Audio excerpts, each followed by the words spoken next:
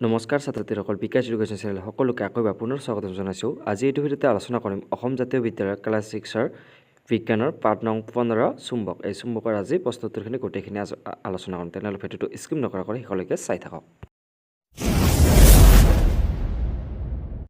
1 নম্বৰত কৈছে যে শুদ্ধ উত্তৰটো বাছি উলিওৱা। ইয়াৰে 1 নম্বৰ প্ৰশ্নটো দিয়া আছে যে সাগৰত দিশ নিৰ্ণয় কৰিবলৈ নাবিকসকলে ব্যৱহাৰ কৰা আহিলাবিধ হ'ল। এ নম্বৰত দিয়া আছে যে লৰ দণ্ড, বি নম্বৰত দিয়া আছে যে দূৰবীন, চি নম্বৰত দিয়া আছে যে পেৰিস্কোপ আৰু ডি নম্বৰত দিয়া আছে যে কম্পাছ। ইয়াৰে শুদ্ধ উত্তৰটো হ'ব যে ডি নম্বৰটো কম্পাছ।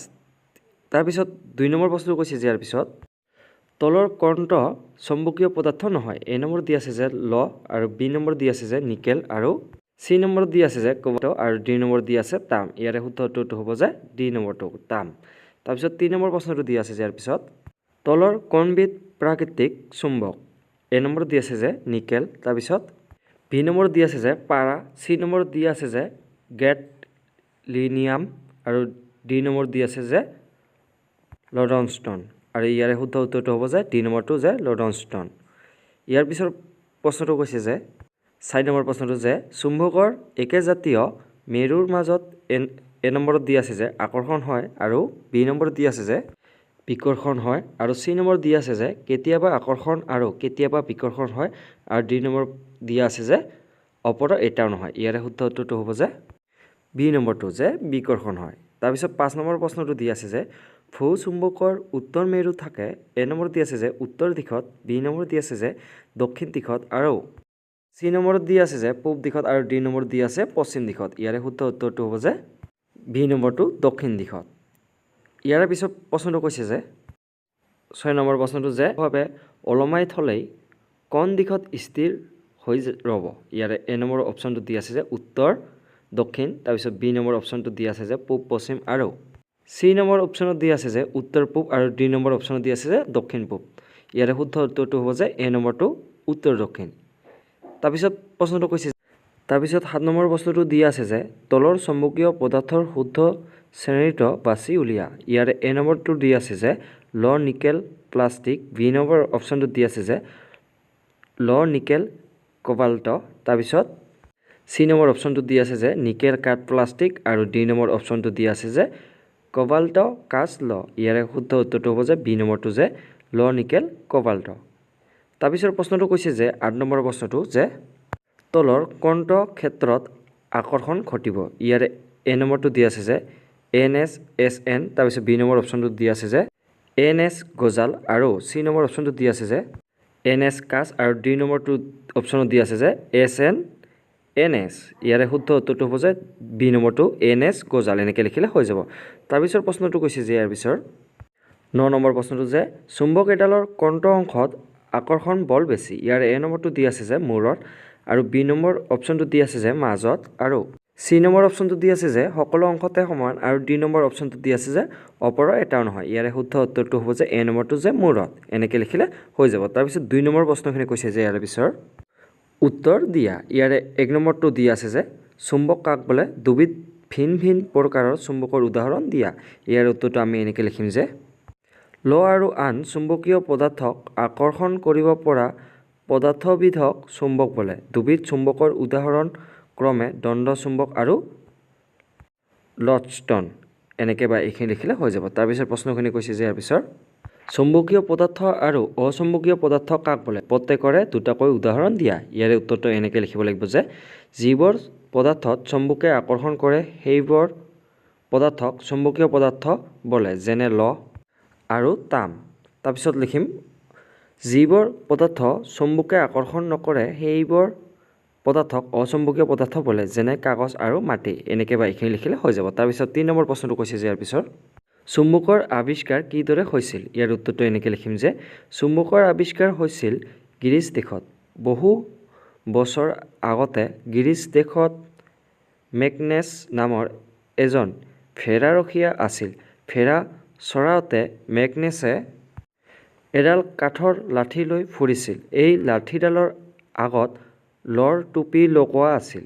এদিন ভেড়া চৰাই থাকোঁতে তেওঁৰ লাঠিডালৰ আগটো এটা ডাঙৰ শিলত লাগি ধৰিছিল। ইয়াৰ অৰ্থ হ'ল লাঠিডালক শিলটোৱে আকৰ্ষণ কৰিছিল। লগ আকৰ্ষণ কৰা বস্তুৰ বিষয়ে মানুহে এনেদৰে গম পালে ভেড়া ৰখীয়াজনৰ নামেৰে সেই শিলটোৰ নাম মেগনেটাইট ৰখা হৈছিল। এনেকৈ বা এইখিনি লিখিলে হৈ যাব। তাৰপিছত প্ৰশ্নটো কৈছে যে ইয়াৰ পিছৰ 4 নম্বৰ প্ৰশ্নটো যে এবিধ প্ৰাকৃতিক চম্বুকৰ নাম লিখা। ইয়াৰ উত্তৰটো লিখিম যে এবিধ প্ৰাকৃতিক চম্বুক হ'ল মেগনেটাইট বা লডষ্টন।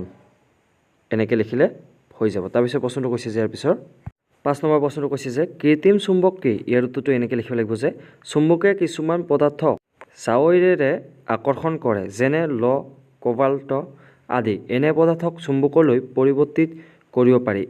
এনেদৰে প্ৰস্তুত কৰা চুম্বকক কৃত্ৰিম চুম্বক বোলে। এনেকৈ বা এইখিনি লিখিলে হৈ যাব। তাৰপিছত প্ৰশ্নটো কৈছে যে ইয়াৰ পিছৰ 6 নম্বৰ প্ৰশ্নটো কৈছে যে প্লেট এখনক কিদৰে চুম্বকলৈ পৰিণত কৰিবা বৰ্ণনা কৰা। ইয়াৰ উত্তৰটো এনেকৈ লিখিব লাগিব যে এডাল দণ্ড চুম্বক আৰু এখন প্লেট লোৱা হ'ল। প্ৰথমতে প্লেটখন টেবুলৰ ওপৰত ৰাখিল। দণ্ড চুম্বকডালৰ এটা মূৰ প্লেটখনৰ এমূৰত ৰাখিল। তাৰ পাছত চুম্বকডালৰ মূৰটো প্লেটখনৰ ওপৰেৰে আনটো মূৰলৈ চোঁচৰাই আনিল।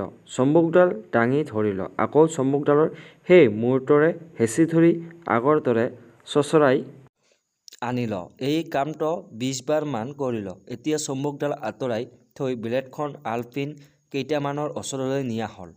দেখা গ'ল যে প্লেটখনে আলপিন কেইটা আকৰ্ষণ কৰিছে। এই চিত্ৰখনত দিয়াৰ দৰে ঠিক একেদৰে এই প্লেটখনত আলপিন কেইটাই স্পৰ্শ কৰিছে। তাৰপিছৰ প্ৰশ্নটো কৈছে যে ইয়াৰ পিছৰ 8 নম্বৰ প্ৰশ্নটো কৈছে যে চুম্বকৰ মেৰু কাক বোলে। ইয়াৰ উত্তৰটো এনেকৈ লিখিব লাগিব যে দণ্ড চুম্বক এডালৰ দুয়ো মূৰত আকৰ্ষণ বল বেছি। এই মূৰ দুটাক চুম্বকৰ মেৰু বোলা হয়। এনেকৈ বা এইখিনি লিখিলে হৈ যাব। তাৰপিছৰ প্ৰশ্নখিনি কৈছে যে ইয়াৰ পিছৰ 8 নম্বৰটো যে চুম্বকৰ দুটা ধৰ্ম উল্লেখ কৰা। ইয়াৰ উত্তৰটো এনেকৈ লিখিব লাগিব যে চুম্বকৰ দুটা ধৰ্ম হ'ল 1 নম্বৰ অৰ্থাৎ ক নম্বৰত লিখিম যে চুম্বকে আকৰ্ষণ কৰে আৰু 2 নম্বৰ অৰ্থাৎ খ নম্বৰটো লিখিম যে দুডাল দণ্ড চুম্বকৰ একে মেৰু বিশিষ্ট ফাল দুটা লগাই দিলে বিকৰ্ষণ কৰিব। এনেকৈ বা এই দুটা পদ্ধতি লিখি দিলে হৈ যাব। তাৰপিছৰ প্ৰশ্নটো কৈছে যে ইয়াৰ পিছৰ 9 নম্বৰ প্ৰশ্নটো যে ভূ চুম্বক কি? ইয়াৰ উত্তৰটো এনেকৈ লিখিব লাগিব যে পৃথিৱীখনেও এডাল চুম্বকৰ দৰে আচৰণ কৰে। ইয়াৰ প্ৰভাৱতে ওলমাই থোৱা চুম্বকডাল সদায় উত্তৰে দক্ষিণে হৈ থাকে। ইয়াকে ভূ চুম্বক বোলে। এনেকৈ বা এইখিনি লিখিলে হৈ যাব। তাৰপিছৰ প্ৰশ্নখিনি কৈছে যে ইয়াৰ পিছৰ 10 নম্বৰ প্ৰশ্নটো যে চুম্বক এডাল মুক্তভাৱে ওলমাই থ'লে কিয় উত্তৰে দক্ষিণাকৈ থাকে। ইয়াৰ উত্তৰটো লিখিম যে চুম্বক এডালৰ উত্তৰ মেৰু আৰু দক্ষিণ মেৰু এই দুটা মেৰু থাকে। চুম্বক এডাল মুক্তভাৱে ওলমাই ৰাখিলে ভূ চুম্বকৰ বলত ই উত্তৰ দক্ষিণমুৱা হৈ যায়। ভূ চুম্বকৰ উত্তৰ ফালে চুম্বকৰ দক্ষিণ আৰু ভূ চুম্বকৰ দক্ষিণ ফালে চুম্বকৰ উত্তৰ মেৰু বোলে। এনেকৈ বা এইখিনি লিখিলে হৈ যাব। তাৰপিছৰ প্ৰশ্নটো কৈছে যে ইয়াৰ পিছৰ 11 নম্বৰ প্ৰশ্নটো কৈছে যে চুম্বক এডালৰ দুয়ো মূৰে আকৰ্ষণ বল বেছি বুলি কিদৰে গম পাব পাৰি এটা পৰীক্ষাৰ সহায়ত বৰ্ণনা কৰা। ইয়াৰ উত্তৰটো এনেকৈ লিখিব লাগিব যে এডাল দণ্ড চুম্বক লোৱা হ'ল। কাষত বহুতো আলপিন থোৱা হ'ল। লগে লগে চুম্বকডালে আলপিনবোৰ আকৰ্ষণ কৰি ল'লে। কিন্তু দেখা গ'ল যে চুম্বকৰ মাজভাগত বেছি আলপিন জমা হোৱা নাই, কিন্তু দুয়ো মূৰত বহুত পৰিমাণৰ আলপিন জমা হৈছে। গতিকে ইয়াৰ পৰা বুজিব পাৰি যে চুম্বক এডালৰ দুয়ো মূৰে আকৰ্ষণ বল বেছি। এই ছবিটোৰ ঠিক এনেদৰে। তাৰপিছৰ প্ৰশ্নটো কৈছে যে ইয়াৰ পিছৰ 12 নম্বৰ প্ৰশ্নটো যে চুম্বকৰ দুটা ব্যৱহাৰ উল্লেখ কৰা। ইয়াৰ উত্তৰটো এনেকৈ লিখিব লাগিব যে চুম্বকৰ দুটা ব্যৱহাৰ হ'ল 1 নম্বৰ ক নম্বৰটো লিখিম যে কম্পাছত চুম্বক ব্যৱহাৰ কৰা হয় আৰু 2 নম্বৰ ব্যৱহাৰটো লিখিম যে ৰেডিঅ' বা স্পীকাৰত চুম্বক ব্যৱহাৰ কৰা হয়। এটা লিখি দিলে হৈ যাব। তাৰপিছৰ প্ৰশ্নটো কৈছে যে ইয়াৰ পিছৰ 13 নম্বৰ প্ৰশ্নটো কৈছে যে কোন ক্ষেত্ৰত আকৰ্ষণ আৰু কোন ক্ষেত্ৰত বিকৰ্ষণ হ'ব।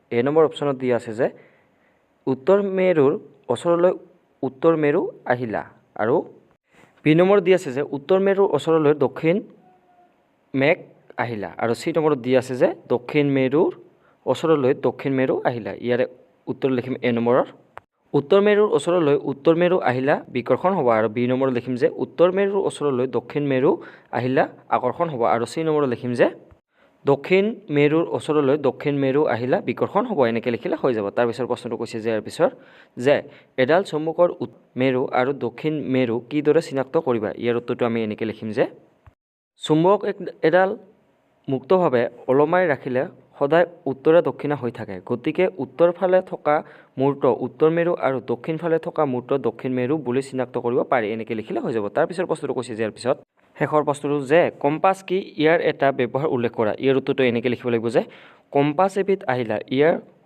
সহায়ত দিশ নিৰ্ণয় কৰিব পাৰি।